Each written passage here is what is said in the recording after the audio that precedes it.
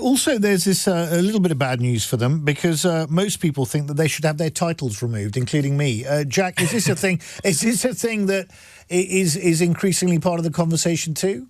It's a huge part of the conversation, and I will put my reputation on the line to say that it will never happen. Whether people want it, whether people don't want it, it will never happen. So they'll retain their titles. They will retain their titles. It's a very dangerous road for the royals to start going down, because if you start taking titles away from people because they're not perceived to deserve those titles, it invites a conversation about whether anyone deserves a title. That's really, really, really interesting. Let's get into it, because when Jack Royston boldly declared, "It will never happen," on LBC Radio, in response to the never-ending obsession with stripping Harry and Meghan of their royal titles, it wasn't just a hot take tossed into the wind. It wasn't a soundbite designed for fleeting headlines. It was a declaration rooted in substance, in history, in hard constitutional reality. Jack didn't fumble with his words. He didn't play the fence like so many royal commentators who crave access. He stood up, looked directly into the media storm, and delivered a truth that sliced through the noise like a blade. And on Star Spotlight, we're not just here to repeat Jack's words. We're here to unpack them, amplify them, and remind everyone why they matter now more than ever. Because this obsession with Harry and Meghan's titles, it's not about titles. It's about punishment. It's about resentment. It's about punishing two people for walking away from a system that thrives on silence and submission. It's about control dressed up as protocol. Let's tell the truth. Stripping Harry and Meghan of their titles is not a noble idea. It's a tantrum from an establishment and a media class that never got over the fact that Harry chose his wife over his institution. And let's say it plainly, this isn't about justice, tradition, or even monarchy. This is about wounded egos. It's about control. It's about the fact that the royal family lost their most dynamic couple, young, modern, international, and service-oriented. And instead of facing their own role in that loss, they've turned to the only tool they know: smear campaigns and threats of exile. But here's the kicker. Harry and Meghan didn't just survive the storm. They built a whole new world outside of it.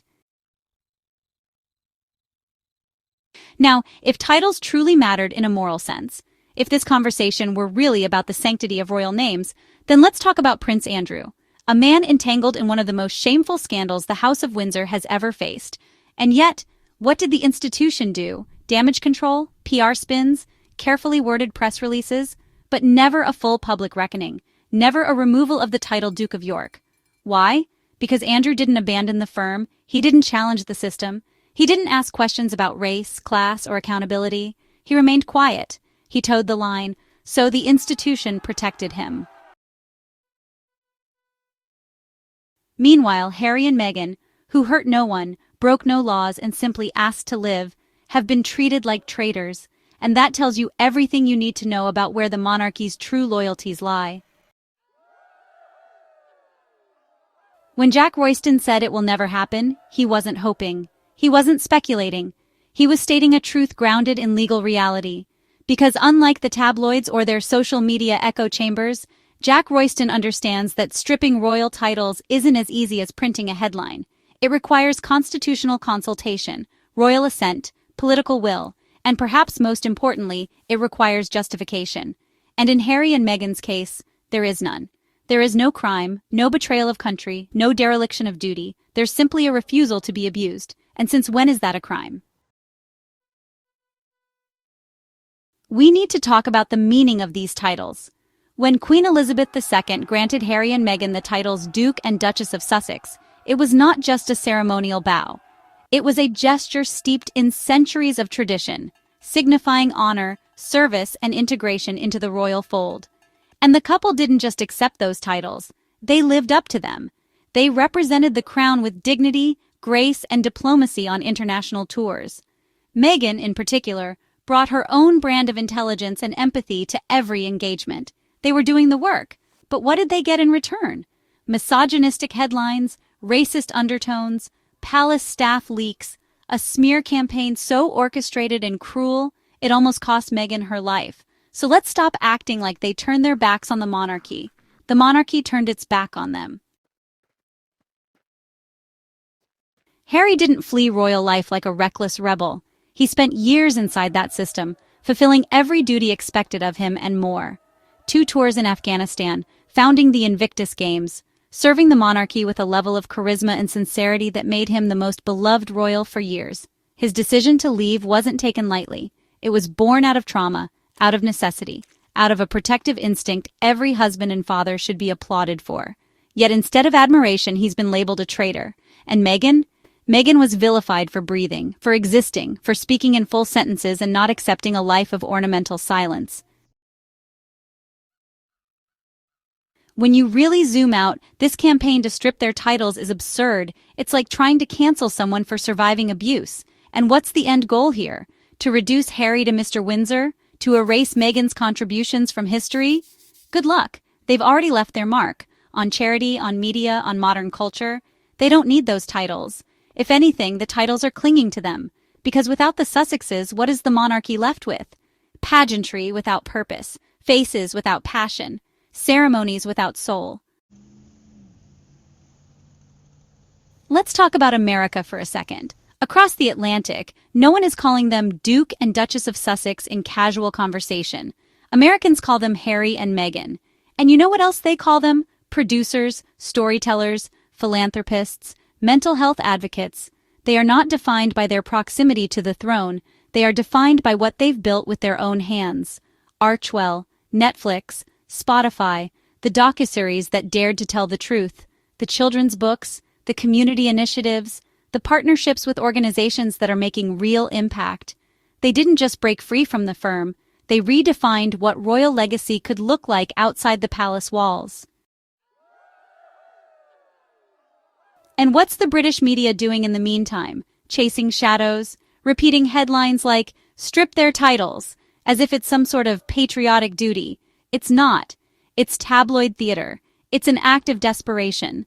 Because honestly, the media knows that Harry and Meghan still drive interest. They still command attention. They still matter. And that, well, it just drives them mad. Because they wanted to watch Meghan fail. They wanted Harry to come crawling back. And instead, they're thriving, in love, in purpose, in parenthood. And that success makes their critics look small. Jack Royston's statement is a turning point. It's a reminder that not all royal commentators are bought and sold by the palace. There are still voices willing to tell the truth, even when it's inconvenient. When Jack said, "It will never happen," he reminded us that the monarchy isn't a reality show, it's a constitutional body. And stripping titles based on tabloid outrage would totally undermine its very foundation. Even King Charles, for all his flaws, knows this.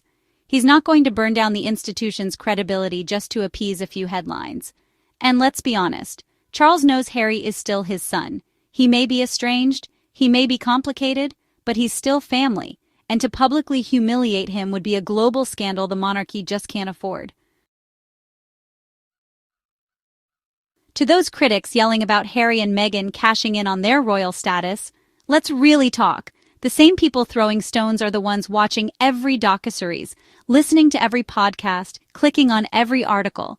They consume the content, then pretend to be offended by its existence. That's not moral outrage, that's obsession. Meghan was successful before the crown. Harry was famous before Meghan. Together, they are a force.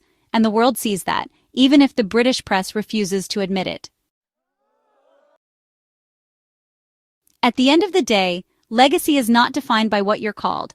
It's defined by what you leave behind. Diana wasn't HRH when she died, but she is eternal, revered, loved, because she chose compassion over protocol, and Harry and Meghan are following that path, not perfectly, not without missteps, but with authenticity.